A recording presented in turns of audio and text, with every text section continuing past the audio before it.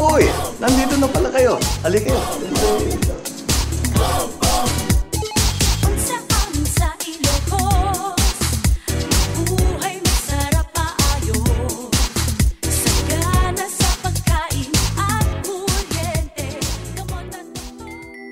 Wow, sarap! Ilocano food? The ever-famous empanada. This one is tupig, which is a kind of suman, I suppose. It's made from rice. So, this is what we used to eat because this is what we called hard rations. But it's actually quite good and very filling. So, it'll keep you going when you're on the road. This stuff will survive a nuclear war, you know. So, sikat na sikat ang windmills ng Ilocos. Paano mo ba ito naisip? Ang katotohanan dyan kaya namin linagay yung windmill. Dahil ang problema namin sa Ilocos, nasa dulo kami ng transmission line. Ang transmission, yung power galing sa Maynila. Siguro ang transmission line mula sa bandang Maynila hanggang sa Ilocos Norte, mga 500 kilometro yan eh. So sa 500 kilometro, kahit may problema sa kahit saan dun sa 500 kilometro na yon, nararamdaman namin, putol ang kuryente namin. Kaya nung nakatapat sa amin itong problema nga ng kuryente, naalala ko yung windmill. Imbis na nasa dulo ngayon kami ng 500 kilometro na transmission line, nandun kami sa production. Kaya mas maganda na nga yung dating, mas mura yung, dahil wala ng transmission cost, mas mura yung kuryente. So maraming advantage itong ginawa namin. Ang isa pang naging advantage nung pagtayo ng windmill, naging tourist destination. Ang tawag ko dyan, discarding Pinoy. That kind of resourcefulness, that kind of ingenuity, yan ang malaking katangian ng Pilipino na dapat pagsamantala natin. Discarding Pinoy nga. Ang galing-galing natin sa ganyan. Ganyan ang dapat na pag-iisip na dalhin natin sa mga problemang hinaharap natin. Paano nakatulong ang iyong karanasan bilang gobernador ng Ilocos sa pagbuo ng Discarding Pinoy? Sa aking karanasan, talagang maliwanag kasi sa akin kung ano yung problema ng taong bayan. Ano ba yun? Yung pagpataas ng presyo ng lahat ng bilihin, yung hindi makahanap ng trabaho, na hindi makapag-eskwela yung kanilang mga anak, yung mga infrastruktura hindi kulang, yung mga magsasaka hindi natutulungan. Unahin na muna natin yung pangangailangan ng ating mga Pilipino. Ano ang masasabi mo sa turismo ng Pilipinas? Ano ang maari mong maibahagi mula sa pagbisita mo sa ibang bansa? Naisip ko, tama-tama. Kung titignan mo sa mapa ng Ilocos Norte, napakasimple. Dahil napakalapit, ang laki-laki ng China, kitang-kita mo.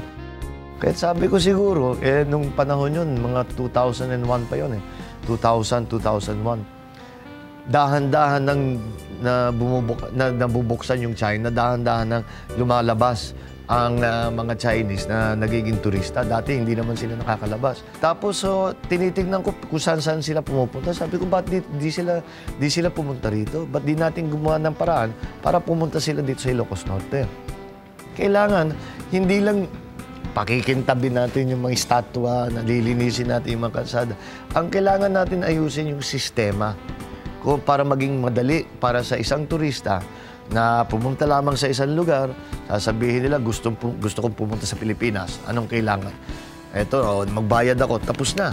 Pagpunta, pag-alis nila, pagbiyahe nila, wala nang iniisip kung saan kukuha ng sasakyan, kung saan sila titira, kung sino yung tourist guide nila, anong gagawin nila sa araw na ito.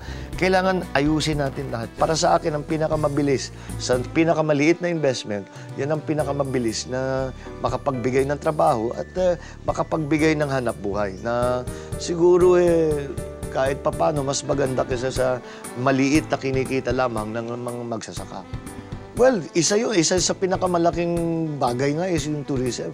Kung pumunta ka sa Thailand, ang Thailand, yung kanilang organisasyon ng turismo, ay 3 ang kanilang department, 3 ang kanilang ministry. May ministry ng mga templo, may ministry of tourism, may ministry yata ng travel. Lahat yan para sa tourism. Makikita mo talagang napakaayos ang kanilang patakbo. Kailangan natin mapag-aralan yan. Bilang senador, bibigyan niyo po ba ng emphasis ang turismo? Paano kaya ilalapat ang Discarding Pinoy sa turismo? Nung biglang nagkaroon ng global financial crisis, pambansa, ang una nilang ginawa ayusin yung kanilang tourism, babaan ng presyo para padamihin na naman yung magiging turista. Dahil yan ang pinakamadali at ang pinakamabilis na paraan para magkaroon ng trabaho ang tao. Balak po ba ninyong ibalik ang English bilang medium of instruction? I'm one of the sponsors of a bill that will return English language to the schools as a medium of instruction. And the reason we've done this is because it's extremely important we are fluent in English as a workforce. All else being equal, the Saudis, the Kuwaitis, all of the people who were hiring at the time would hire a Filipino because they didn't need an interpreter in between the employer, the foreman, the supervisor, whatever, and the worker, and which made life much easier. The other extremely important reason, and it is something that isn't spoken about enough as far as I'm concerned, is that the internet has become extremely important in every aspect of our lives. Every aspect. Our everyday lives, our personal lives, our business lives, our professional, in every way. The amount of business that goes on the internet increases steadily every day. And whether we like it or not, English is the language of the internet. Saan po ba dapat pumunta ang agriculture policy ng bansa? Yung mga agriculturists na nagpadami, nagpalago ng kanilang agrikultura, ng kanilang mga produkto, galing nga sa Thailand, sa Vietnam, dito nag-aaral yan sa Pilipinas. At yung mga hybrid na kanilang tinatanim ngayon, dito rin galing yan sa International Rice Research Institute. Kaya't ang kailangan siguro gawin, balikan natin itong mga programa ng infrastruktura para sa agrikultura. Bigyan natin ulit ng pondo itong mga sistema, kagaya nga na napag-usapan ko, yung pagbigay ng mga pautang, pagbigay ng tulong, pagbigay ng technical assistance. Tapos, dapat bigyan ng gobyerno ng pondo yung research and development. Ang ekonomiya natin, kahit ano pang gawin natin, hindi lalago yan at hindi magiging progresibo kung hindi maayos ang agrikultura. Dahil ang agrikultura ang pundasyon ng bawat ekonomiya. Kailangan po ba talaga ang foreign loans at bigat ng pagbabayad nito? Puro kasi short term kasi hindi tayo nag-iisip ng long term. Puro short term ang ating pinag-iisipan Basta't mga sabi lang na may pera, siguro kailangan natin, imbis na mangutang ng mangutang, ay kailangan ayusin natin ang sistema dito.